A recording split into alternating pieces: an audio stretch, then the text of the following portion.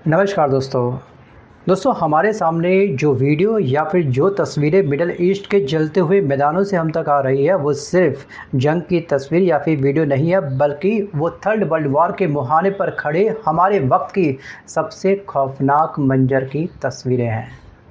दोस्तों, एक तरफ यमन के अल मोखा पोर्ट पर आसमान से 20 से ज़्यादा बैलिस्टिक मिसाइल और घातक आत्मघाती ड्रोन की बारिश कर दी गई बीते कल के दिन, जिसके बाद पूरा बंदरगाह धुएं का गुबार बन चुका है, आग का गोला बन चुका है। वहीं दूसरी तरफ गजा में शांति का आखिरी दिया बुझाने के लिए बेंजामिन नेतन्याहू ने एक ऐसा कदम उठा दिया जिसने सीधे अमेरिकी राष्ट्रपति डोनाल्ड ट्रंप को बैकफुट पर धकेल दिया है। दोस्तों, मिडल ईस्ट में अब पीस टॉक नहीं बल्कि मिसाइल अटैक की जुबान बोली जा रही है। और इसी बीच सऊदी अरब पर हुए हमले के बाद एक नया नाटो स्टाइल सैन्य गठबंधन, जिसमें आपके कह सकते हैं कि सऊदी, तुर्की और पाकिस्तान एक्टिव हो चुके हैं, इनका अलग से गठबंधन बन चुका है। क्या मिडल ईस्ट में अब वो होने जा रहा है जो इतिहास में अब तक कभी नहीं हुआ? चलिए आज की इस स्पेशल रिपोर्ट में एक एक करके हर मोहरे की चाल को हम लोग डिकोड करते हैं। शुरुआत करते हैं यमन से। गाइस, यमन की उस भीषण आग से शुरुआत करते हैं जिसकी लपटें अब पूरे गल्फ रीजन को निगलने के लिए बेताब दिख रही हैं। गाइस, बीते कल के दिन 9 अगस्त की रात करीब 8:30 बजे यमन के ऐतिहासिक अल मोखा बंदरगाह पर एक साथ कई धमाके हुए। जी हाँ, कई धमाके हुए। हूती विद्रोहियों ने एक साथ 20 से ज़्यादा बैलिस्टिक मिसाइल और सुसाइड ड्रोन से हमला बोला इस स्थान पर। और यमन एयर डिफेंस ने दावा किया है कि उन्होंने 15 ड्रोनों को हवा में ही मार गिराया, लेकिन जो मिसाइलें बंदरगाह से टकराई उन्होंने तबाही का वो मंजर दिखाया है जिसे देख करके पूरी दुनिया बुरी तरीके से थर-थर कांप उठी है। दोस्तों, इस हमले का मुख्य निशाना था अल मोखा पोर्ट पर उतरी हथियारों और मिलिट्री इक्विपमेंट की एक बहुत बड़ी खेप। इनको सूचना मिली थी कि यहाँ पर एक बहुत बड़े हथियारों का जखीरा उतरा है और ये हथियार सऊदी अरब समर्थित नेशनल रेजिस्टेंस फोर्सेस के लिए आए थे। और हूतियों का गणित एकदम साफ था कि हथियार हम पर इस्तेमाल हो उससे पहले ही उन्हें बारूद के ढेर में बदल दो, उसको राख बना दो, खाक बना दो। दोस्तों, हूतियों ने सिर्फ हथियारों का डिपो नहीं उड़ाया, उन्होंने रियाद के उस भरोसे को उड़ा दिया जो यमन की ज़मीन पर टिका हुआ था। और दोस्तों, इस भीषण हमले में 8 लड़ाकों की मौत हुई और 35 से ज़्यादा लोग बुरी तरीके से जख्मी हुए हैं।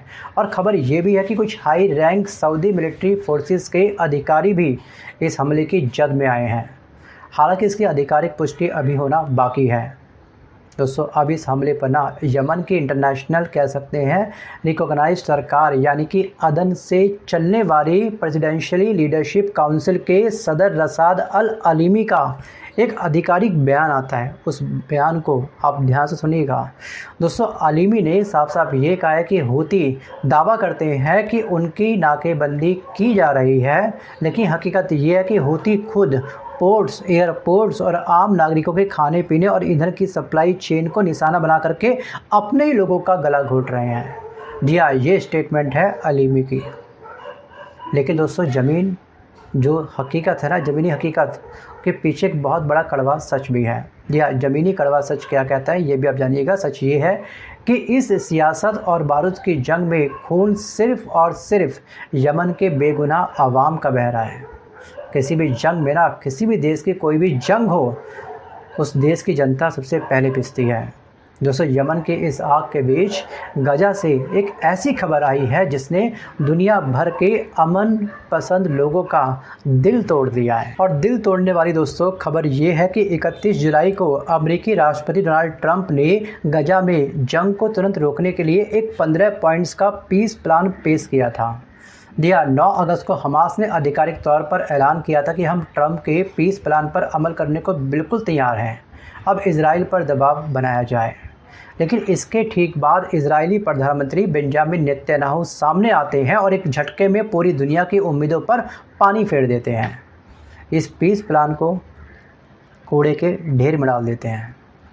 दोस्तों, नेतन्याहू के लिए गजा में अमन का मतलब है उनकी अपनी राजनीतिक कुर्सी का खात्मा। जी हाँ, अब जंग रोकने के लिए नेतन्याहू की सख्त शर्तें हैं। नेतन्याहू ने ट्रंप के प्लान को सिरे से खारिज करते हुए 3 ऐसी शर्तें रखी हैं जिन पर हमास कभी राज़ी नहीं हो सकता। जी हाँ, पहली शर्त ये है कि गज़ा में एक भी हथियार नहीं बचना चाहिए, वो देश वेपन्स विहीन होना चाहिए। दूसरी शर्त यह है कि गज़ा की सीमाओं और अंदरूनी सुरक्षा पर केवल इजरायली फ़ौज का नियंत्रण होगा। अब ये कौन एक्सेप्ट करेगा? और तीसरी शर्त ये है कि गज़ा में हमास से जुड़ा कोई व्यक्ति शासन नहीं चलाएगा। सोचिए, अमेरिका के राष्ट्रपति डोनाल्ड ट्रंप ने अपना पूरा राजनीतिक रसूख इस 15 पॉइंट 20 पॉइंट प्लान में झोंक दिया था, लेकिन नेतन्याहू ने सरेआम ट्रंप के रुख को ठुकरा दिया है, उसके इस 20 प्लान को धराशायी कर दिया है, उनके सामने सीधे चुनौती खड़ी कर दी है। सो इजराइल में ना एक्चुअली जो चुनाव है अब मुहाने पर खड़े हैं, और नेतन्याहू ये अच्छे से जानते हैं कि जब तक गज़ा में जंग की आग धधकती रहेगी उनकी कुर्सी सुरक्षित रहेगी, इसलिए आग को बुझने मत दो। वो अपनी सियासत की ऑक्सीजन के लिए लाखों मासूमों की ज़िंदगी दाव पर इस समय लगा रहे हैं, ये कटु सत्य है। जी हाँ, बेंजामिन नेतन्याहू नहीं चाहता कि जंग समाप्त हो। और दोस्तों, ये हद तो बेंजामिन नेतन्याहू की तब है जब इज़राइल की जनता भी इसकी सरकार के ख़िलाफ़ खड़ी है। कई बड़े प्रोटेस्ट इज़राइल की जनता बेंजामिन नेतन्याहू के खिलाफ़ कर चुकी है सड़कों पर। शायद इसी को बोलते हैं विनाशकाले विपरीत बुद्धि। अब क्या होगा, चाइना मन कब आएगा, शांति समझौता होगा फिर नहीं होगा, थर्ड वर्ल्ड वॉर एक विकराल रूप धारण कर लेगा, उसके लिए हमको करना है बस थोड़ा सा और इंतज़ार, बस वेट एंड वॉच। चलिए अब आइए उस बड़ी तस्वीर पर जिसकी चर्चा इस वक्त दुनिया के सबसे बड़े खुफिया दफ्तरों में हो रही है। या वो खबर ये है कि हाल ही में रियाद के लैंडमार्क किंगडम टावर की बुलंदियों पर 3 झंडे एक साथ हमको लहराते हुए दिखाई दिए, सऊदी अरब, तुर्की और पाकिस्तान का झंडा। तो बस ये महज एक डिस्प्ले नहीं था, ये उस त्रिस्तरीय रक्षा समझौते का ऐलान था जिसे तुर्की के विदेश मंत्री हकान फिदान ने खुल करके नाटो का आर्टिकल नंबर 5 करार दिया है। जी हाँ, नाटो का आर्टिकल नंबर 5 ये कहता है कि नाटो के जितने भी तमाम सदस्य देश हैं, अगर किसी देश ने किसी एक देश के ऊपर अगर हमला किया तो वो तमाम अन्य देशों पर हमला माना जाएगा। ये है आर्टिकल नंबर 5, एकता का प्रतीक। लेकिन दोस्तों, यहाँ एक कड़वा और तीखा सवाल भी उठता है। जब शुक्रवार को ये पैक्ट साइन हुआ था तो ठीक दूसरे दिन रविवार को सऊदी की ऑयल रिफाइनरी और यमन में सऊदी समर्थित ठिकानों पर हूतियों ने मिसाइल दाग दी थी। तो फिर सवाल ये है कि आर्टिकल नंबर 5 कब एक्टिव होगा, या क्या कागज़ों पर लिखे गए इस MOU और नाटो स्टाइल पैक्ट की असल कीमत वास्तविक रूप से है क्या ये सिर्फ एक सियासी पैंतरा है, या पर्दे के पीछे किसी बहुत बड़े जवाबी हमले की प्लानिंग पक रही है? क्योंकि थोड़ा टाइम चाहिए ना भाई प्रिपेयर करने के, हम आखिरकार दुश्मन देश को कैसे काउंटर अटैक करेंगे, ये भी हो सकता है। और दोस्तों, इसी बीच ना इजरायली डिफेंस वेबसाइट और जिफ्रीड जैसी मीडिया हाउसेस ने एक सनसनीखेज खुलासा किया है। जी हाँ, गल्फ़ देशों को लेकर के। तो गल्फ़ देशों में इटालियन आर्म्ड फोर्सेस के लड़ाकू विमान और हज़ारों फौजी गुपचुप तरीके से तैनात कर दिए गए हैं। जी हाँ, गल्फ़ नेशन के आसपास, खाड़ी देशों के आसपास। और इटली की ये सीक्रेट मिलिट्री डिप्लॉयमेंट साबित करती है कि यूरोप को भी भनक लग चुकी है कि मिडल ईस्ट में कुछ ऐसा होने वाला है जो पूरे महाद्वीप को हिला करके रख देगा। और दोस्तों, यमन के अल मोखा पोर्ट पर गिरी मिसाइलें हो, गज़ा में शांति समझौते का टूटना हो, या फिर गल्फ़ में इटली और नाटो से जुड़े देशों की गुपचुप तैनाती हो, ये अलग अलग घटनाएं नहीं हैं, ये एक बहुत बड़े ग्लोबल वॉर के ताने बाने हैं।